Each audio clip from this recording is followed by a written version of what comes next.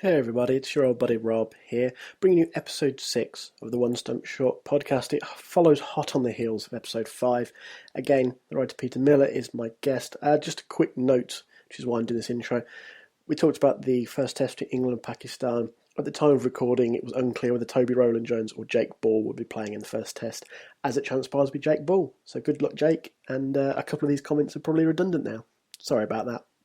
Right, well, we've waffled on for a good while there, so I'm going to split it at this point, and this is going to be episode 6, and we'll use it as a preview for the England-Pakistan series, I think. I think that's, I like the way that immediate line there. So, England-Pakistan starts Thursday at Lord's. What did you make of the recall of Gary Ballance, and alongside that, the call-up of Toby Roland-Jones? I'm excited for Roland-Jones. I think it's great that, he's obviously been there or thereabouts. He's got the advantage of being watched by an England selector on a fairly regular basis, because I believe Angus Fraser's still an England selector, isn't he? I think so. And Mike Newell have seen him as well, obviously, for Nottinghamshire. So, I mean, and it makes sense from being at Lord's. It makes sense to have someone who plays there. Most of the time. And the thing is, as well, is that he's been doing well in Div 1 of the county championship, and people I saw someone the other day say, you could score 5,000 runs in Division 2 and not be considered for selection. And I'm like, well, that was kind of the point of two divisions, wasn't it? Yeah. The point of, you don't have players for the England football team picked that are playing in League 1. You pick the guys that are playing against the best possible opposition every single day. Yeah. And that's what Division 1 is nowadays. Now, I wasn't convinced of the difference, but I've watched a bit more of it now, and I've spoken with a few guys that have kind of played in one league and then gone up to the other. I had a big long chat with Jim Allenby the other day, and Jim was just there saying it's just night and day. The difference in standard is just unbelievable. It's just so intense, really hard cricket all the time. But that's what you want from your first-class structure. You want your first-class structure to be the best possible preparation for playing cricket at the next level. Obviously, it'd still be a huge step up. But yeah, I mean, I'm pleased that Roland-Jones will go, but I imagine they'll pick Jake Ball because he's been in and around the England setup for 3 test matches now, and he wouldn't have been picked for the 4th, for this test match against Pakistan if the England management hadn't been impressed with his ability and his work ethic in the setup. I kind of think how well you do once you're in the England setup, even on the sidelines, has more of an impact as to whether or not you get selected than how well you do in county cricket. Now, whether or not you think that's a good thing or a bad thing, I don't know. But how well you impress Bayliss and Farbrace and Cook goes a lot longer to whether or not you make it in the England 11 having been selected than if you turn up and they're not impressed with you, then you're not going to play. Yeah, absolutely. No matter how many wickets you've taken in county cricket, it's those 3 guys that are going to make a decision ultimately whether you should play or not, and that's probably the way it should be, really. They need to be comfortable with the people they're picking. So I imagine Jake Ball will go. I mean, a decent enough first-class bowler. I mean, when I've seen him bowl, I've not been like, oh my God, this guy's, he's not Mohammad Amir, who I'm sure we will talk about. But yeah, he'll do well. He'll do well. He's a very decent first class bowler. Yeah, I mean, he looked good for Notts last year in whenever he played, pretty much. And well, you'll have seen more of him than me, being a Trent Bridge goer. Yeah, and he did. He was part of a good bowling attack at Notts. It surprised me they brought Jackson Bird in earlier this year because they had bowled. Granted, he was sort of on the fringes of the England team. Luke Wood, though, again, injury maybe slanted things there, but Hutton as well. Just generally, they had a pretty good bowling attack, and yeah, he's he looked good last year, and he's looked even better this year. He deserves the chance, and it was interesting hearing Stephen Harmison talk after Notts annihilated Worcestershire at the weekend about the difference he found playing for Durham and then moving up to England, and maybe that time Ball's had around the Test team during the Sri Lanka series, it's almost like a half step into the door. So he's kind of seen what happens, what the bowlers go through, what guys like Anderson go through, how they prepare. And now, hopefully, that's given him a little bit more of an idea of what he needs to do himself to succeed. And like you said, he's had a chance to be around people like Cook and Bailey, show what he's got and what he is as a cricketer and a person, because nobody wants to play on a team with a dickhead, especially when they tour so much. So yeah, I'm interested to see whether they go with Ball or if they go with Roland-Jones, or just because it's at Lords.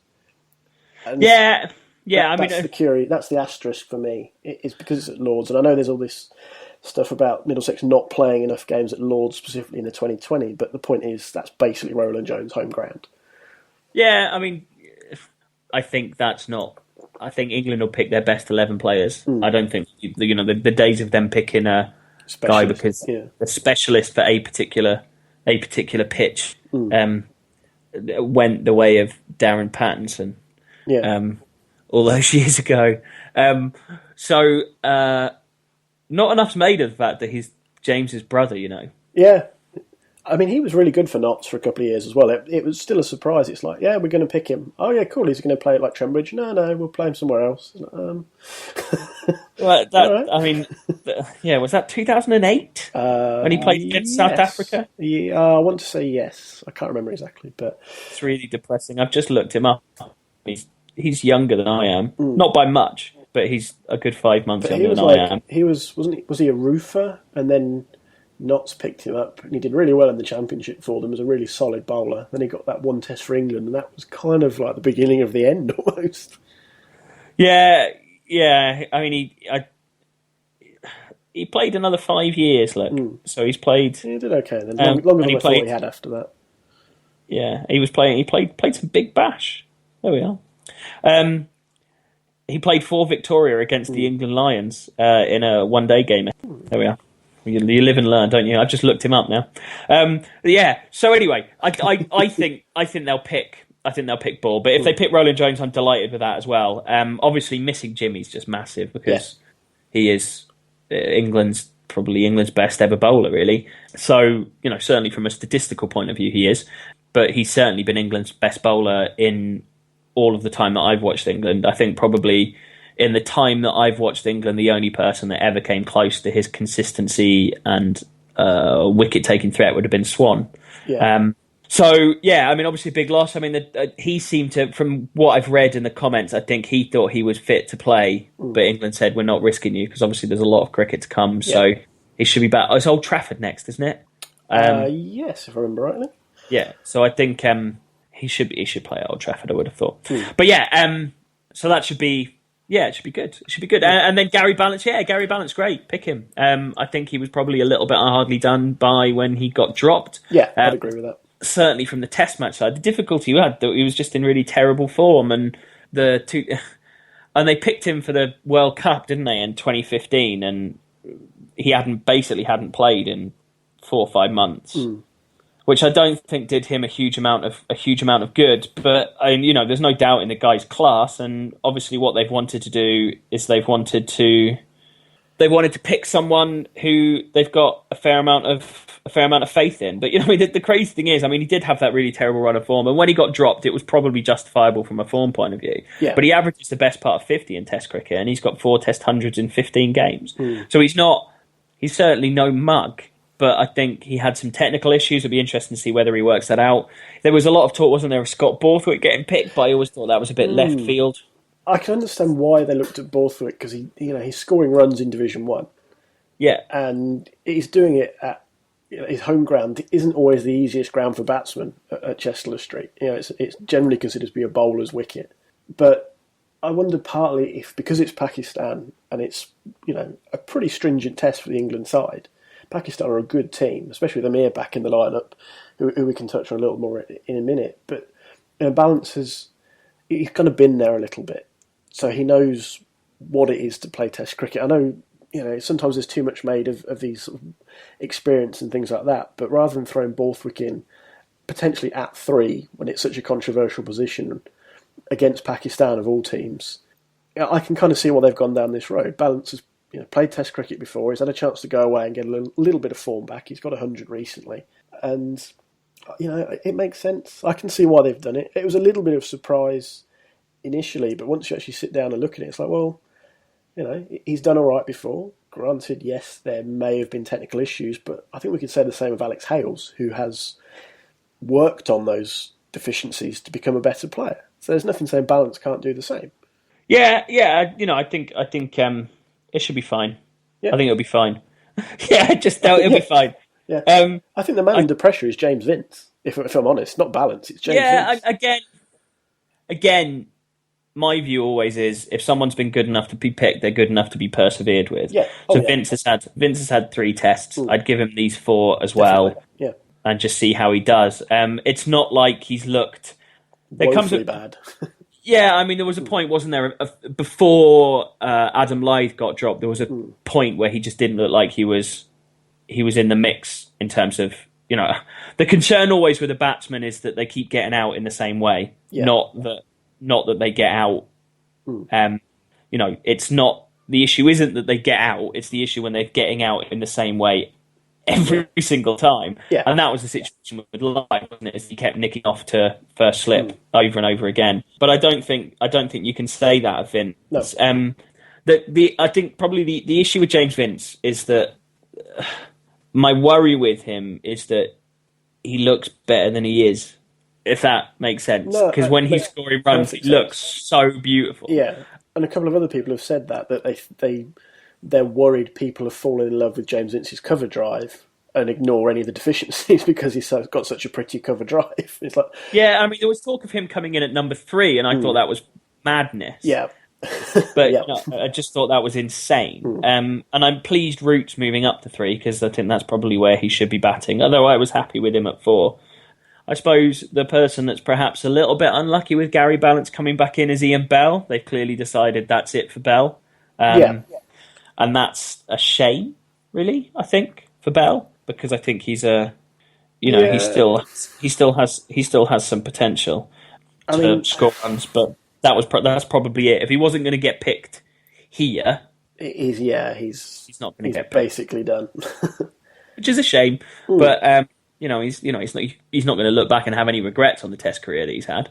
He's played 100 Test matches, but it probably came to end a bit sooner. But I suppose maybe in a way it's better ending it early than a little bit too early rather than a little bit too late, if that makes sense. Yeah, no. But yeah, I mean, the concern for me is not so much with the batting, it's the bowling, really. I think England, from a batting point of view, are as strong as they've been since that 2011-12 side.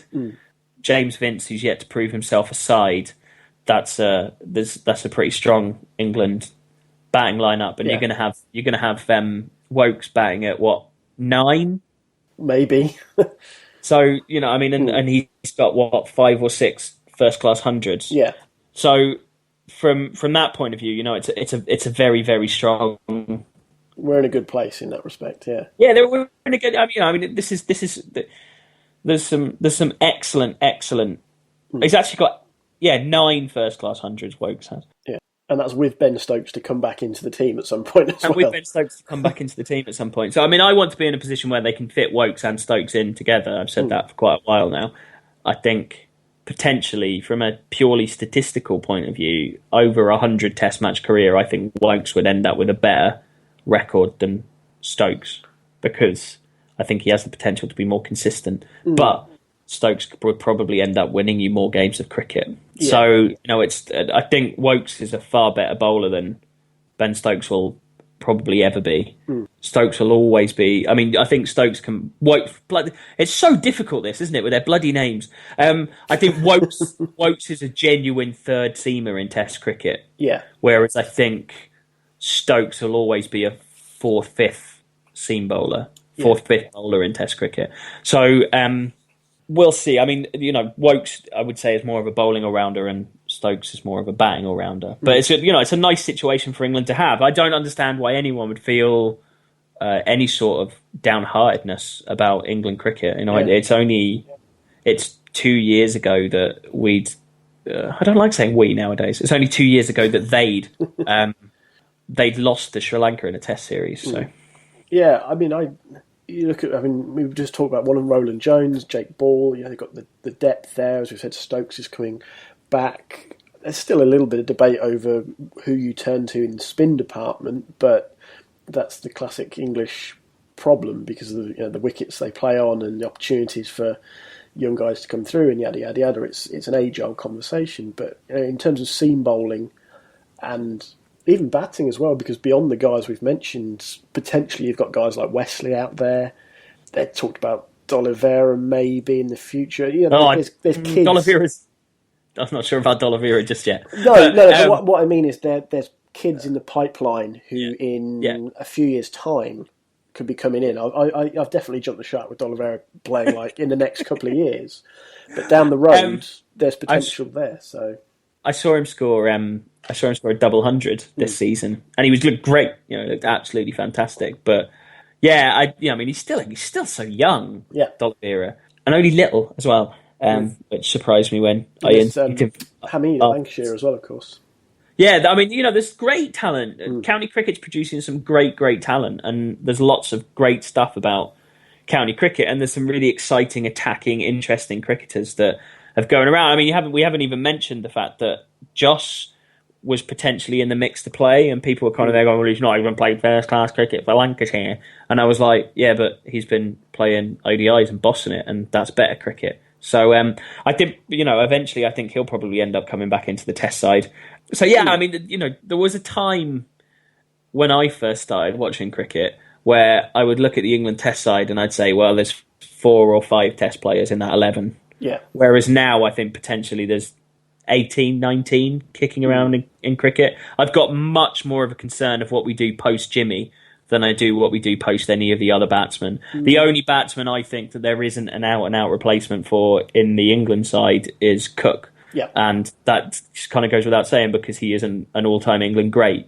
So, I mean, if you're there in a situation and the only players that you think that you can't replace are the best batsman of his generation and the best bowler of his generation, and the rest you think you could probably cope with losing, that's a pretty nice situation to be in, isn't it, really? Yeah, absolutely. There's not many sides in the world that can lose a 400-wicket Test bowler and a 10,000-run Test batsman and be like, wow, we got more. Yeah. Maybe Australia in the late 90s, early 2000s could have just been there going...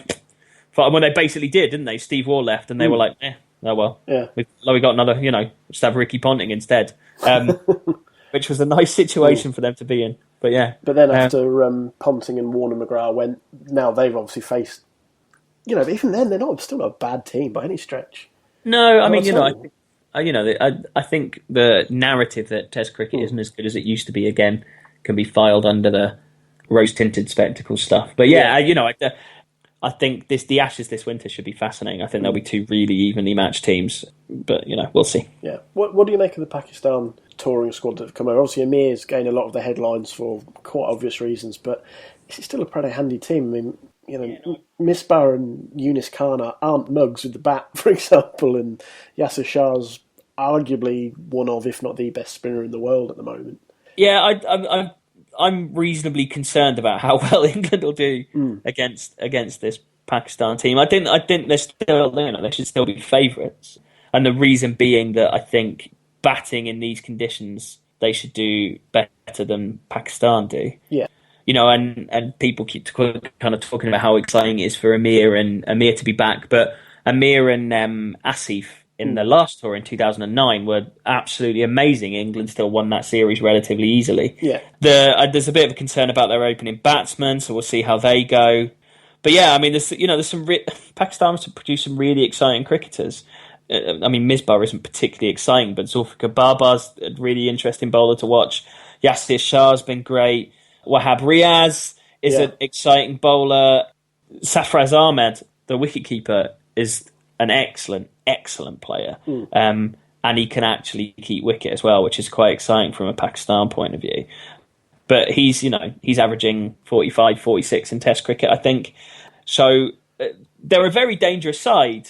I mean, the story's just going to be Mohammad Amir, and I think there's a really excellent piece that Jonathan Liu has written today, which everyone should read. But I mean, what I've noticed with Twitter is that it becomes very binary in the way that it talks about the way people talk about opinions, right? So basically, if you're for something, you're against something else. Yeah. You can't meet somewhere in the middle ground. Yeah. So my view is Amir did a really shitty thing and he deserved to be punished, right? And then I think the punishment that he was given probably just about fitted the crime. And then I think, well, he's done a crime, he's shown contrition, he's been punished, and now he's coming back. Yeah. I'm fine with him being back, right? But then, at the same time, I don't have any issue with the BBC referring to him as convicted spot fixer, because that's exactly what he is. Yeah, it's an apt description of what's... Yeah, it's factually accurate. And people have this big hang-up about headlines. Headlines have to serve a purpose. Headlines are to draw you into the article. Oh, yeah. You're not supposed to judge an article by a headline. You're supposed to read it. The amount of people that I'll tweet a link to a headline and they'll reply to it and go, "Oh, I don't know," and I'm like, "Yeah, I covered that in the 900 words that I wrote, not the 7 words of the headline." So if you bothered to read it, we can have a conversation about what I wrote. But if you're not going to be bothered to read what I've written, I'm not sure why I should be bothered to reply, because we're not. Yeah. If you don't want to read the article that I've written, fine. Makes literally no skin off my nose. I genuinely don't care if you read it. Whatever. But you need to read it if you want to then discuss what I've written with me. You can't just do it on the basis of what I've written, of what I've plugged. Yeah. So I had an interesting time on Twitter, because I've got, I'm saying I'm pleased that Amir's back, but I think it's okay for him to describe the way as it was. Yeah. And then all of a sudden I had loads of people saying, "You're just jealous that Amir's going to destroy England." And I'm like, well, no, I wouldn't mind if Amir destroyed England, because that would be really great to watch. And from my point of view, I'd rather England won, but if they don't win, fine. Yeah. I will move on. It's what happens. I'll move on with my life. Yeah, so it's just, that's the danger. And Twitter kind of lends that, because by its nature, it's about brevity. Yeah. It's very hard to have a nuanced debate on Twitter. But then I couldn't imagine being in a situation where people could reply to my tweets, or I had to read Facebook-style 300... diatribes, yeah. I just couldn't scroll through that. So from my point of view, I'm quite pleased that, Twitter's just open on my computer all the time. Yeah. There's a reason why I've done 114,000 tweets looking at the screen there in front of me. I get the periodically from the wife, "Do you think you spend too much time on there?" Like, depends what's going on. I definitely spend too much time on Twitter. Yeah. But I find it as a welcome distraction. But it's great. It's absolutely. it's got some horrible things about it. There's some absolute massive twat puffins kicking around on there. But aside from, to use another colourful term, the bunch of shit gibbons that are causing grief and being horrible and all the rest of it, and sending rape threats about my wife and threatening to kill me and all the other things that have happened on Twitter. For the most part, if you can be there and ignore that, then it's a valuable place to be. Yeah. But like I said, there is nuance to the Amir thing, and I don't believe. I think that if you commit a crime, you should be banned forever. Punishment doesn't make a huge amount of sense to me. I don't think that's the way that's revenge, not punishment. And the crime that Amir committed in the greater scheme of things is so minor. Didn't try and fix a match. If you were to try and compare it to, if match fixing is driving drunk while using your mobile phone, what Amir did was driving 42 and a 30. Yeah. Do you know what I mean? Yeah, no, you're going to get fined for it, and you're going to get in trouble. But it's not the worst crime. Hi, mate, sorry. No worries. My internet dropped out. It seems to do it this time of night. I don't really know why it does it this time of night, but it does it quite regularly. No problem. But right, where did I say I was talking? I was doing a torturous traffic offence analogy. Did you get that? I got that bit. I'm basically in agreement. Amir has committed an offence within the sport. He's been caught. He's been punished. He's served his punishment. Now he's back. It's pretty. It seems pretty simple to me, and the mental thing about it was the people were there going, "Oh, look, they're giving Amir a hard time, and they're giving Justin Gatlin a pass because they haven't referred to him as a drug cheat in this tweet." And I'm there going, Justin Gatlin literally refuses to speak to the BBC now because they gave him so much shit over him being a drugs cheat. The idea that the BBC gave him a pass is just mental. You know, the reason why that tweet, the BBC tweet that caused all the controversy, was worded the way it was because if it was on the BBC Sport feed, and if you're not a cricket fan, why is the fact that Amir bowling is interesting to you? Yeah. Mohammad Amir takes 4 wickets. Right, I'm not a cricket fan. I'm not interested. Yeah. Victor spot fixer Amir takes. Oh, him.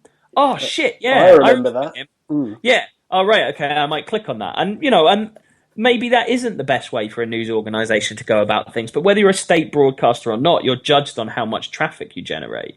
If you're there as somebody who's generating stuff, you need to, the whole point of a headline is to make someone click on the link. Yeah. That's the point of the headline.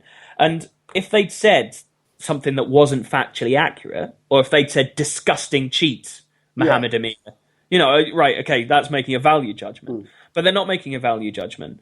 They're just saying, this is what he is. This is what happened, basically. Yeah. I mean, there was a tweet from Shida Freedy I saw today, where he's there going, the British press are focusing loads on Amir. I know he'd be fine, but I think it's a bit unfair. And it's like, well, what the fuck did he expect? Yeah.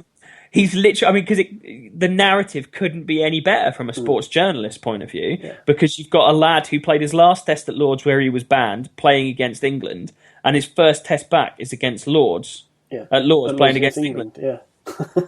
He's very fortunate to be in the country. The UK Border Agency didn't have to let him in. Yeah. They've bended the rules for him to come here and play cricket, because his time when he can return to the UK is not up until early next year. Yeah. They said, he's okay to come, you know. So I think anybody that thinks that English cricket is doing a disservice by, you know, allowing Amir to come and play, because they could have been dicks about it and they haven't been. They've said, if you're selecting him, great. Yeah. The UK government said, fine, come back and play. But if you think it's not going to be mentioned, you're a fool or a knave, to use a phrase from Shakespeare, I think that's a Shakespeare one.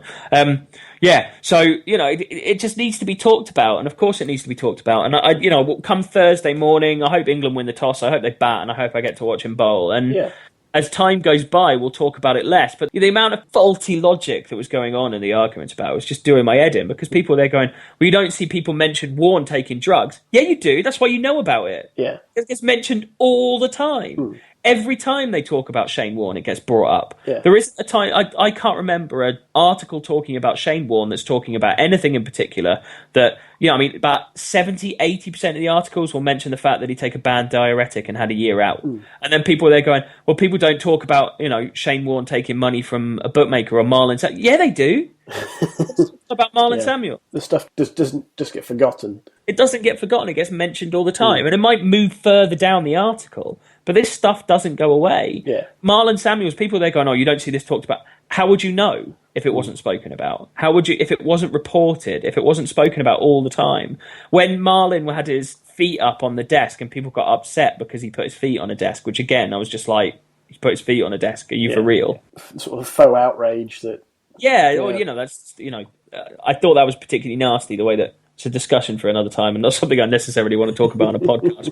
But the way some people spoke about that, the way the West Indies celebrated, made my skin crawl a little bit. I thought that was, there was the darker side of people's nature that came out, I think, perhaps. Whereas, you know, I don't know how you could take anything but joy out of those scenes, to be honest. Those cricketers coming up against the issues that they had. They didn't even have kit when they turned up, for Christ's sake. And then they bloody won it. That's a great story. But I mean, people seem to think, you know, it's like, well, you know, this stuff doesn't... Yes, it does get mentioned. It gets mentioned all the time. This stuff doesn't go away. Yeah. But this is this kid's first test back at the scene of the crime. This doesn't get any more... It couldn't be any bigger a story.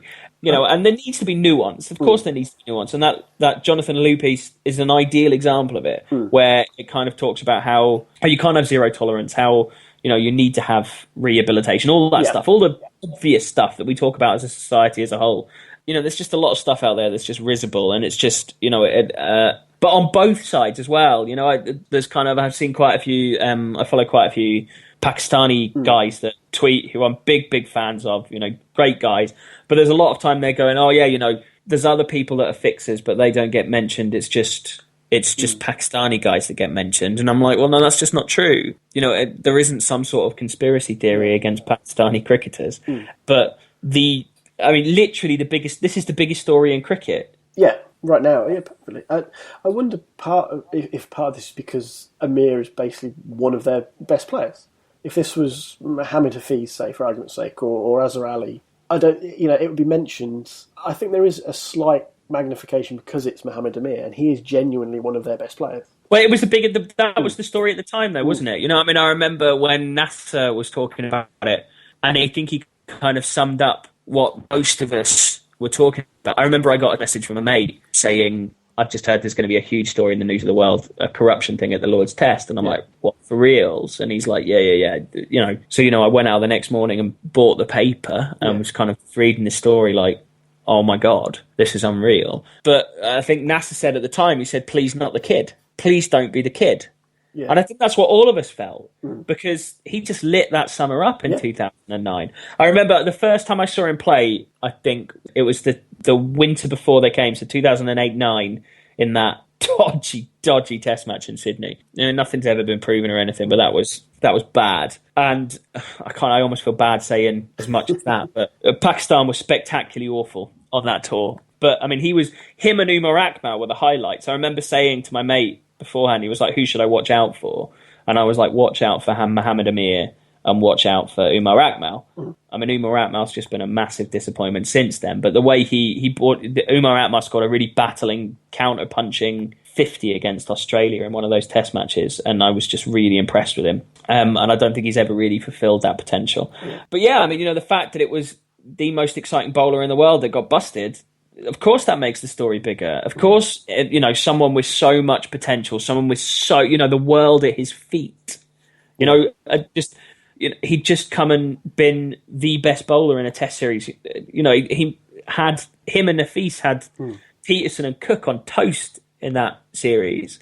So of course it's a big series. Of course it's a big, of course it's massive. Yeah. But people need to. It is what it is, almost. It is what it is, and it's not going to go away. And the fact is, the kid did it, and he's going to have to live with the consequences of that. And it's always going to be spoken about. And it couldn't have been any more high profile. Yeah. And it couldn't have been any more damning. All those pictures of them with, showing off wads of money in their jacket pocket and all that stuff. It was just shit awful. Yeah. What I always come back to it, the thing I always come back to, and so the last thing I'll say on this is that there's something that Ian O'Brien, great guy, has a really brilliant way of kind of boiling things down to a very, very simple concept, and I like that. And one of the things he always said is that for him, if you're corrupted like Amir was, or like Mervyn Westfield was, or Mohammad Asif, or I don't know, Herschel Gibbs. Yeah. So if you're corrupted by somebody else, then you should be given a ban and then should be allowed to come back to the game. If you're a corruptor, like Hansi Cronje, like Salman Butt, if you're somebody, Danish Canaria. Yeah.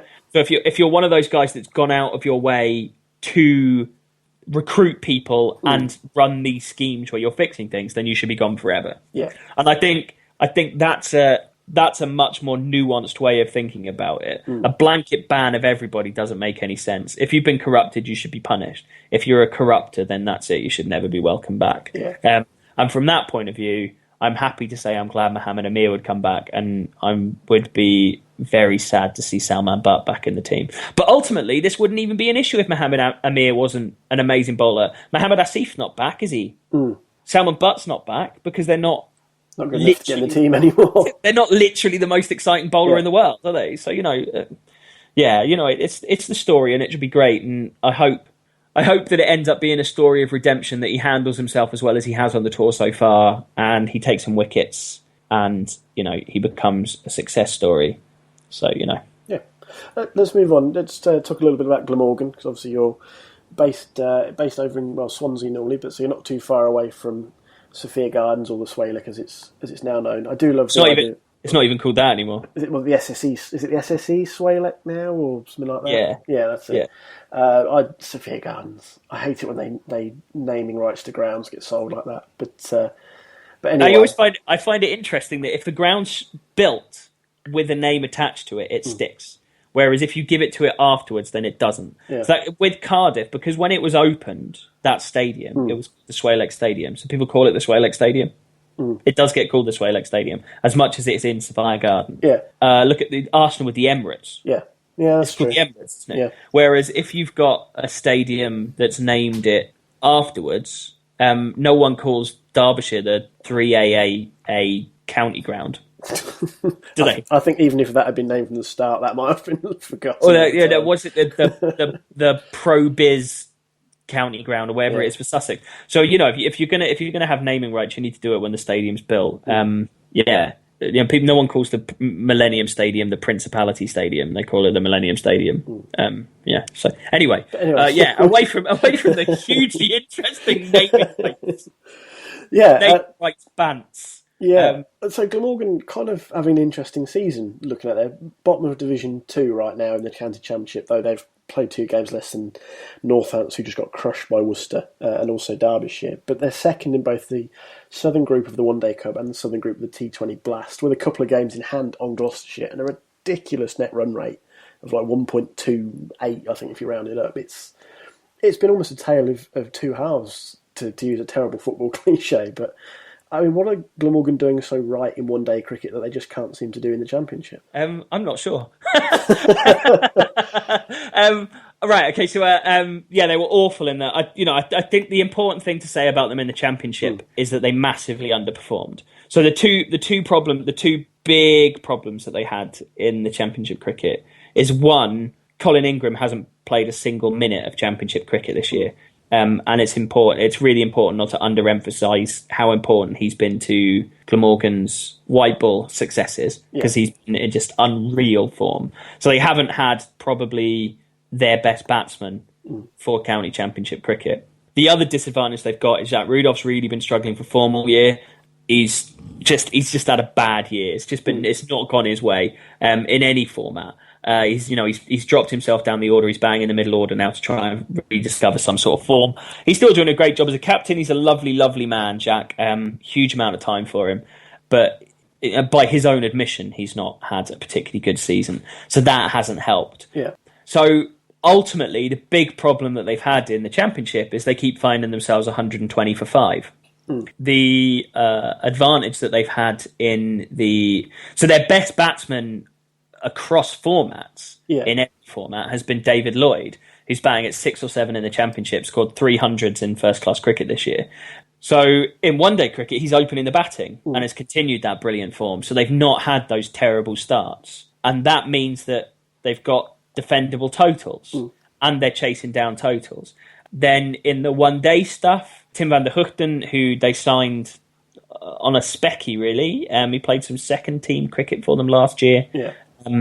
And they just went, right, okay, we'll give you a 3-year deal and we'll see how it goes. Not really expecting him to be a first-team player. I think they're expecting him to be a squad player, which is why they signed Harry Podmore for the first 4 or 5 Championship games, because they were worried that they would be light on bowling. Yeah. And Tim's just been unreal for them. They love him. They can't get enough of him. He's just, he's fitted in so well. He's a first-class bowler. And as much as people have kind of pigeoned him whole as being somebody that played 2020 cricket, that was just because he'd played lots more of it. Yeah. But Glamorgan had signed him before he did so well against Bangladesh in the World T20. So they've just got some canny white ball players. And then you've got the added advantage from a bowling point of view that in the Championship, they've not been picking Dean Koska. A lot of the time, they haven't even been picking a spinner. They've just had 5 or 6 seamers. Yeah. And Koska's come back in, and that's someone else who's got, this is his 21st season of professional. Something like that. So, I think he made his debut in 1996. So he's somebody who has a massive amount of experience as well. Yeah, and he's come 96. So he's come into that one day side and has done really, really well. And then it becomes a momentum thing, and you're on a roll, don't you? So Ingram's been blasting runs. Young Nye has been doing okay. Di Lloyd's been doing well at the top of the order. It's just all those things have just come together to make them a very, very decent one-day side. And I think they're missing Chris Cook at the moment. He's got a bad back. I think it's going to be at least another week before he's back, probably a bit longer, because it's quite a nasty twinge by all accounts. Yeah, and backs are always tricky things for cricketers anyway at the best of times. So and he's been keeping wicket in the I wonder if there's a connection with that he's taken up wicket keeping again. and that's caused this particular problem. But yeah, basically what they've done is they've created a team that's greater than the sum of their parts. They've got so many bowling options. I mean, the worry for them is, and this was evident in the game against Gloucestershire that they lost on Sunday, was they've got Waggy at 6. Yeah. And Graham Waggs had another stellar season with the bat, but he's not really a number 6 batsman. So they've got like Craig Mester at 7, and then you've got Van der Hooten coming in at 8, and eight's too high for him, really. So there's a lot of pressure on the top 6 to do well, but they've got, they're in a situation where they've got 8 or 9 bowling options in the side, which is great. So yeah, they look like they're going to get a quarter final in the 2020s. I reckon they need 1 more win for a quarter final and 2 more for a home quarter, and they've got 4 games left. They've got Hampshire on Thursday, and Hampshire have been awful. Not been their year in the. It's not been their year in anything. Yeah. I think I wasn't 100% convinced by their overseas signings that they made for the 2020. I think Afridi and Sammy names rather than performers, if that makes sense. Yeah, I'm trying to think who's it. It might have been. I want to say it was Kent. They played a few weeks ago, and Sammy played, and he almost. I mean, at one point Hampshire looked well out of it, and Sammy did pretty well, pulled them back into it, but they'd already lost several wickets by then. So when he went, it was kind of game over. But I mean, Afridi, he's a strange one because every now and again you'll see this like highlight reel innings, and then he doesn't seem to do anything for a long time. But the highlight reel innings has kind of established his name for another 6 months or whatever, and then he'll go and do it again for someone. Oh no, I mean, I quite like Sammy as a player and as a bloke, really. Darren, it's Afridi. I mean, Sammy generally seems to do okay whenever I've seen him play. He chips in. But that sounds negative, but it's not. It's like a really valuable thing in 2020 cricket to be able to rely on somebody to be able to chip in like that pretty much every game. Yeah, Afridi's I met Afridi, I interviewed Afridi. He's an interesting character. To go back to Glamorgan. I mean, it's been great. I mean, they won't play. I doubt Ingram's got a dodgy knee, so I doubt he'll play Championship cricket this year. Yeah, I genuinely don't think he'll play this year, and I would say once the one day stuff's over come August time, I wouldn't be surprised if he goes off and has an op on his knee. And then he can be fit for the South African winter for his franchise where he's captain. So, I mean, it's been an interesting, there's been far worse seasons for Glamorgan where they've been second bottom of the Championship and done awful in one day stuff. So, it's I think they're executing their plans, as a cricketer would say, very, very well. Yeah. And to be fair, their success in the 2020 Blast is exactly why I like the 2020 Blast with the county teams as it is. I like seeing teams like Glamorgan and Northants and Gloucestershire this year and last year, the One Day Cup, competing for trophies, and I'd hate to lose that. I'd hate to lose that element of it, but we'll see. I think the ECB are going to try and bull through the franchise one way or another, but I guess that's a conversation for another day, maybe. Yeah, it is. It's too late in the day for me to wade into that one, Rob. I think so. I fully agree on that front. Peter, thank you for joining me. It was originally one episode. We ended up splitting it into 2 with everything, but it's been great to have you on. And where can people find you online and so forth? At the Cricket Geek on Twitter. I've got too many followers anyway, but if you want to follow me, feel free. Come and abuse me. Everybody else does. Yeah, and 28 Days Data by me and Dave Tickner is out on the 27th of July and is available for pre-order now.